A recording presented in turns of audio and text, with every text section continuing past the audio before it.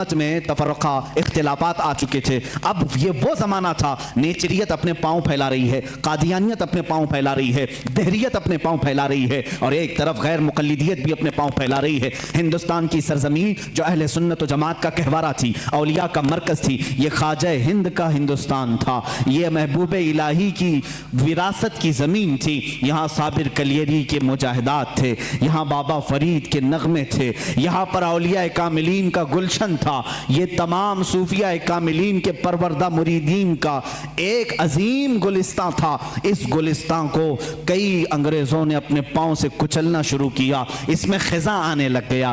اس حسین گلدستے میں, ہندوستان کے گلدستے میں پھول مرجھانے لگے. نیچریت کا غلبہ آیا ہے, وہابیت کا غلبہ آیا ہے, قادیانیت کا فتنہ سر ابھار رہا ہے, الہاد و بے دینی کا فتنہ سر ابھار رہا ہے.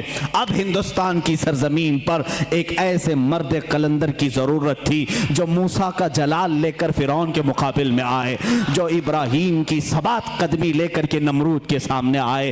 اب ایک ایسے مرد قلندر کی ضرورت تھی جو صدیق کی صداقت اپنے سینے میں رکھتا ہو, فاروق اعظم کی عدالت اپنے سینے میں رکھتا ہو, عثمان ابن عفان کے حلم و بردباری اپنے سینے میں رکھتا ہو. ہندوستان کو اب ایسے مرد قلندر کی ضرورت تھی جو حیدر کرار کی شجاعت بھی رکھتا ہو, غوث اعظم کا نائب ہو, خواجہ ہند کا وارث ہو.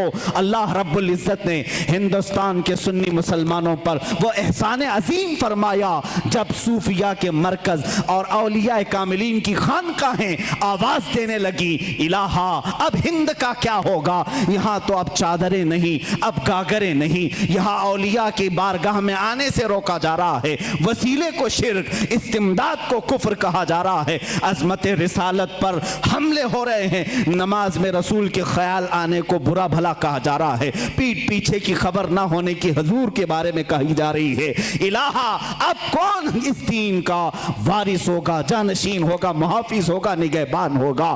آواز آئی غیب سے, اللہ رب العزت نے پورے ہندوستان کے اس سائے پر ایک ایسی عظیم سلطنت کو بیدار فرمایا جس سلطنت کا نام ہم یوں کہتے ہیں ملک سخن کی شاہی تم کو رضا مسلم.